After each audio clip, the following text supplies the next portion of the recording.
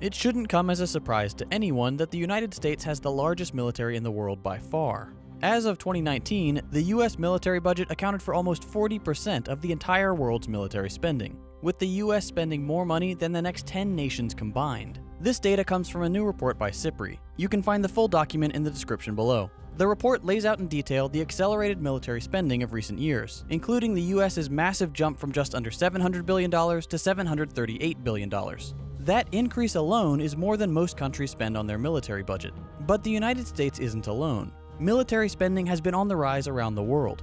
As usual, the US is leaps and bounds ahead of everyone else. But what's going on here? Why is worldwide military spending increasing? And why does the US spend so much money on theirs? As with most questions, to answer this one properly, we need to go back in time for a bit of context.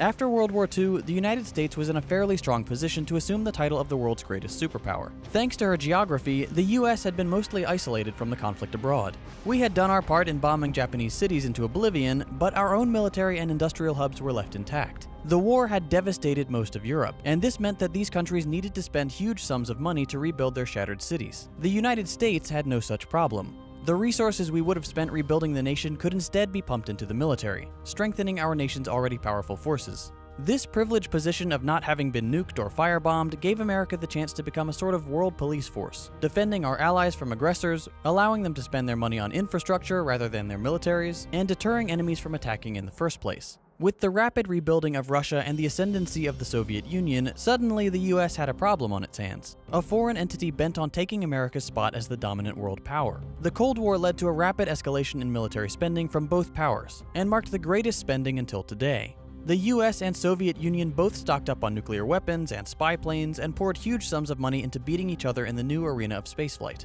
Eventually, the Soviet Union dissolved and tensions relaxed. Military spending dropped as world leaders realized that maybe nuclear war is a bad idea. Then in 2001, the US was whipped into a frenzy again with the 9/11 attacks. Popular support for military action skyrocketed, and we kicked off a misguided war on terror that we're still fighting today, at the expense of billions of dollars and far too many human lives.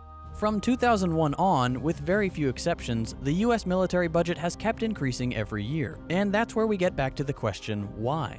Our perceived adversaries in the Middle East don't have advanced militaries. So why do we keep upgrading our equipment and buying new fighter jets, helicopters, and submarines? In a word, competition.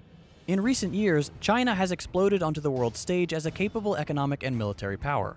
In 1990, China only accounted for 2% of the world's military spending, but by 2018, it had jumped to 14%, the second largest behind the US. That's a massive increase, and the US was spooked. Chinese President Xi Jinping has stated that he wants to fully modernize China's army by the mid-2030s, and take their place as a premier world military power by the late 2040s.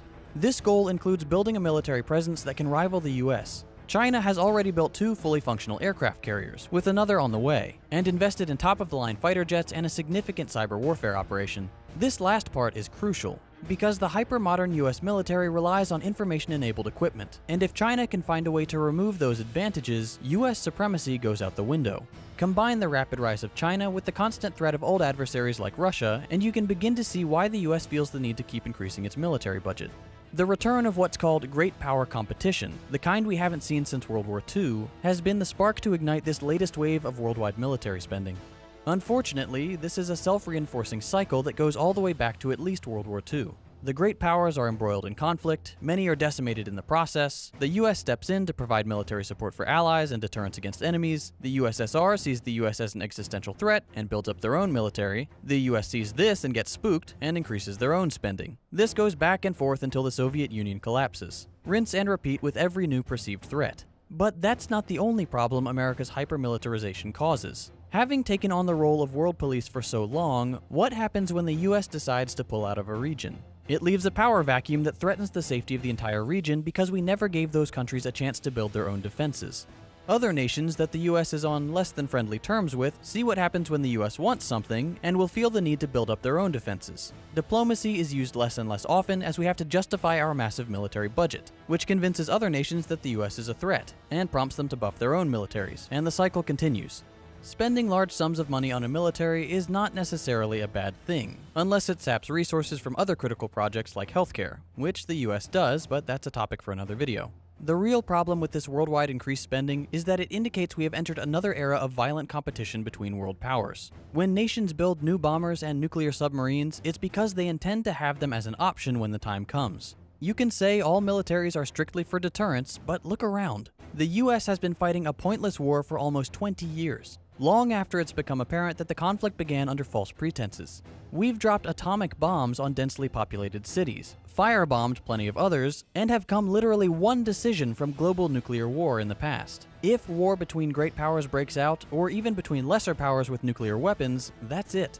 The gloves come off, and the massive militaries the world has built over the last 2 decades will be used to their fullest potential. The US is not alone in its dangerous acceleration of military spending. But as the world's sole superpower, setting an example of nonviolence could go a long way towards ensuring a peaceful future.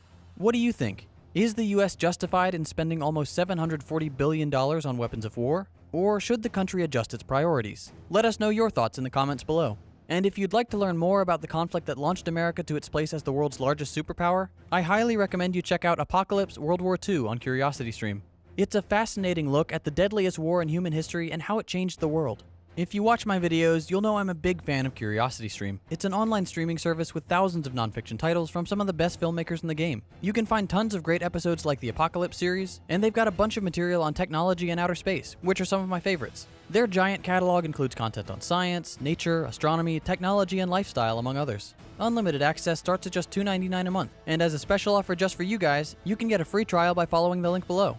CuriosityStream is available on just about every platform you can imagine, so wherever you are, you'll always have access to great, interesting content.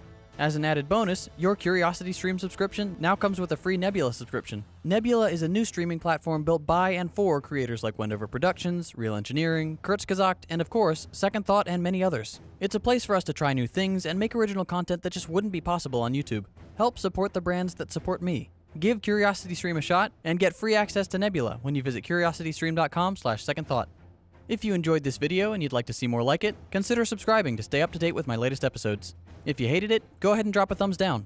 And if you really want to help support my channel, I recently started a Patreon, which you can find at patreon.com/secondthought. You can check out my previous episodes by clicking the links on your screen. Thanks for watching, and I'll see you next week.